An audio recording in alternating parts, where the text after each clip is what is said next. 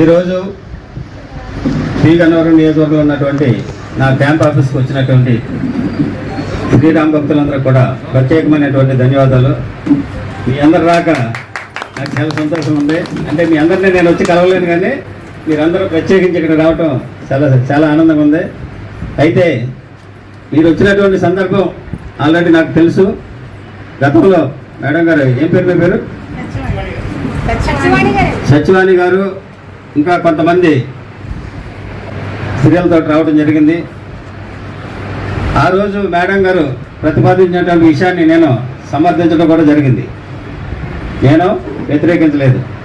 అయితే దాని తర్వాత ఈ రోజు వరకు కూడా నాకు ఒక్క విషయం కూడా ఏ విషయం తెలియజేయలేదు, అక్కడ ఏం జరుగుతుంది ఏంటనేది. ఎందుకంటే అన్నా క్యాంటీన్ అనేది గవర్నమెంట్ వారి ప్రతిపాదన. గవర్నమెంట్ వారి ప్రతిపాదన ఎమ్మెల్యే గారికి చెప్పరు. ఆ ప్రాంతంలో ఉన్నటువంటి గవర్నమెంట్ ఆఫీసర్స్ ఎవరైతే ఉన్నారో వాళ్ళకే వెళ్తాయి. ఆ క్రమంలో ఆ రోజు ఎండిఓ గారు కానీ ఎంఆర్ఓ గారు కానీ ఇచ్చినటువంటి ప్రతిపాదన వల్ల వాళ్ళు నాకు చెప్పడం జరిగింది. చెప్పినటువంటి రీతిలో నేను వారికి ప్రత్యేకించి మేడం గారు కొంతమంది స్త్రీలతో వచ్చి ఈ విధంగా అడిగారు, దాన్ని బట్టి మీరు పరిశీలించండి అని చెప్పడం జరిగింది. అటు పిమ్మట ఈ రోజు వరకు కూడా గవర్నమెంట్ ఆఫీసర్స్ కానీ మేడం గారు కానీ నాకు ఏ విధమైనటువంటి ఇన్ఫర్మేషన్ ఇవ్వలేదు. ఒకవేళ ఇచ్చారేమో అడగండి.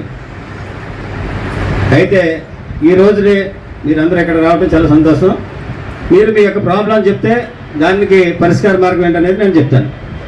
ఓకే,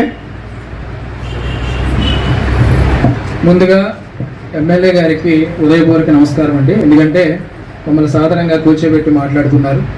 అయితే ఈ విషయం పైన గతంలో ఒక్కసారి ఆయన్ని కలవడం జరిగింది, కానీ ఆయనకి పూర్తిగా తెలియదు, ఎందుకంటే అధికారులు చూసుకున్నారు అని చెప్పారు. ఈరోజు అందరి సమక్షంలో ఒక చిన్న వినతి పత్రం ఆయన కోసం మేము సిద్ధం చేసుకోవడం జరిగిందండి.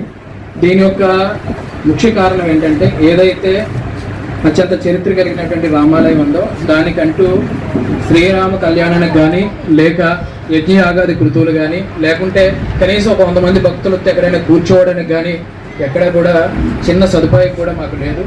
అందుకని ఎదుర్కొంటూ ఉంటున్నటువంటి కొన్ని ఖాళీ స్థలంలో చిన్న పర్ణశాలలాగా పాకలాగా నిర్మించుకొని అందులోనే యజ్ఞయాగాది కృతువులు శ్రీరామ కళ్యాణం చేసుకుంటూ వస్తున్నాము. దయచేసి ఆ ఒక్క స్థలాన్ని దేవాలయానికి కేటాయించవలసిందిగా, వీలైతే కొంత మీ యొక్క వెసులుబాటుతో ప్రభుత్వ ఖర్చులతో అక్కడ ఏదైనా రాముడికి సంబంధించినటువంటి చిన్న కళ్యాణ వేదిక నిర్మించవలసిందిగా మేము వినయపూర్వకంగా 50 మంది భక్తుల నుంచి కోరుకుంటున్నాం. అంతకు మించి మాకు ఎలాంటి డిమాండ్స్ అంటూ ఏమీ లేవండి. ఎందుకంటే మీరంటే మాకు చాలా గౌరవం. ఎందుకంటే మీకు ఎమ్మెల్యే సీట్ వచ్చినప్పుడు ముందుగా సంతోషపడింది మేమే, కనుక మీ మీద నమ్మకంతోనే ఇంత దూరం రావాల్సి వచ్చిందండి. దయచేసి మీరే ఈ సమస్య పరిష్కారం చూస్తారని 50 మంది భక్తుల నుంచి కోరుకుంటున్నాం. అంతకు మించి పెద్దలు, ఏం పేరు మీ పేరు?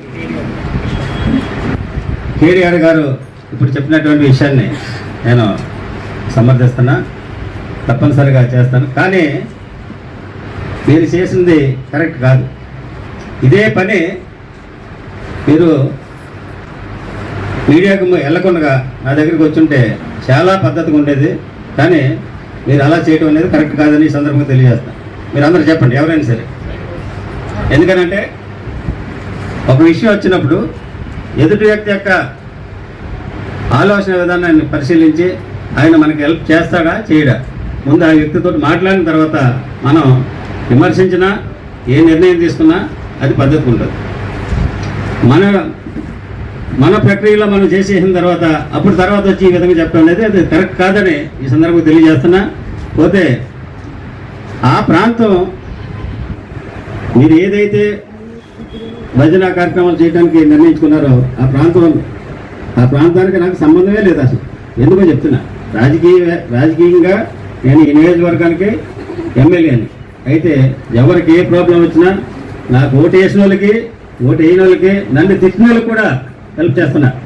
ఈరోజున మీరు నియోజకవర్గంలో తెలుసుకోండి, ఈవెన్ ఎలక్షన్కి ముందు ఈడు నెగ్గుతాడా, వీడికి ఓటు వేయాలా, వీడు పవన్ కళ్యాణ్ గారి పార్టీలో ఈ పెద్ద పోటీ చేస్తున్నాడని అన్నటువంటి వ్యక్తులకు కూడా ఈరోజు నా పక్షాన జాగ్రత్త తీసుకుని వాళ్ళకి పని చేస్తున్నా.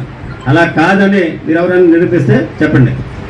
అటువంటి క్రమంలో అది ఇరిగేషన్ వాళ్ళు పెట్టినటువంటి ఈ ప్రాంతం మాది, ఇది ఇరిగేషన్ సంబంధించినటువంటి ల్యాండ్ సార్, అంచేత మీరు నిర్ణయం తీసుకుంటే కాదంటే తప్పది.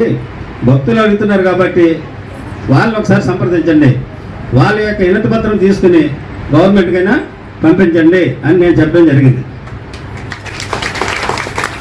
ఇకపోతే ఆ రోజు మేడం గారు ఏదైతే వచ్చి నన్ను అడిగారో, మేడం మీకు ఆ ప్రాంతం కావాలన్నారు కాబట్టి ఆ ప్లేస్ మీకు కావాలన్నప్పుడు అది మీది కాదు మీరు అడిగేటప్పుడు దానికి ప్రత్యామ్నాయం చూపించాలి. అంటే మేడం గారే అన్నారు, సార్ నాకు ఇక్కడ ప్లేస్ ఉంది, ఆ ప్లేస్ మీకు నేను దానికి ప్రత్యామ్నాయంగా ప్లేస్ ఇస్తానని. అయితే దాని గురించి తెలుసుకున్నటువంటి అధికారులు ఏం చెప్పారంటే అది లిటిగేషన్లో ఉన్నటువంటి ల్యాండ్ అంట. లిటిగేషన్లో ఉన్నటువంటి ల్యాండ్లో అన్న కంట్రీని పెట్టారనుకో, మధ్యలో తీసేయమంటే దానికి ఎవరి మధ్యలో అంచేత ఇటువంటి విషయాలన్నీ కూడా ఒకసారి కూలంకషంగా పరిశీలించి ఆలోచించి చేసుకుంటే ఎవరికి ఏ విధమైనటువంటి ఇబ్బంది ఉండదు. నేను మీ అందరి వాడిని ఈ విషయంలో ఎప్పుడన్నా ఏ విషయంలో అయినా సరే నేను కాదన్నా మీకు వ్యతిరేకంగా చేసినా ప్రతి ఒక్కరు కూడా నన్ను నిలదీసి అడగొచ్చు, ఆ అవకాశం మీకు ఇస్తున్నా. ఇదే విధంగా గన్నవరానికి సంబంధించినటువంటి విషయం ఒకటి చెప్తా. 25 సంవత్సరాల నుంచి ఏ ఎమ్మెల్యే కానీ ఏ మినిస్టర్ కానీ ఏ ప్రజానాయకుడు కానీ చేయనటువంటి పని నేను వచ్చిన తర్వాత ప్రభుత్వం ఇంకా వాళ్ళకి ఆ కాంట్రాక్టర్ ఎవరైతే ఉన్నారో వాళ్ళకి అమౌంట్ ఇవ్వకపోయినా సరే ప్రత్యేకించి నా బాధ్యతగా అతను ఒప్పించి ఆ రోడ్డు వేయించడం జరిగింది. ఈ రోజు కూడా గవర్నమెంట్ నుంచి ఇంకా శాంక్షన్ రాలేదు. అది మీ అందరు క్షేమం కోరే చేశానా లేకపోతే నా ఒకరి గురించి చేశానా? మీరు ఒకసారి ఆలోచించండి. 10 మంది సంతోషం ఉంటే నాకు కావాలి, మీ అందరి సంతోషమే నా సంతోషం. అంచేత నేను ఎవరికి వ్యతిరేకం కాదు. అలాగనే బ్లాక్ మెయిలింగ్ లేకపోతే ఇంకో విధంగా మాట్లాడితే మాత్రం దానికి నేను అసలు సహించను. ఇది మాత్రం వాస్తవం.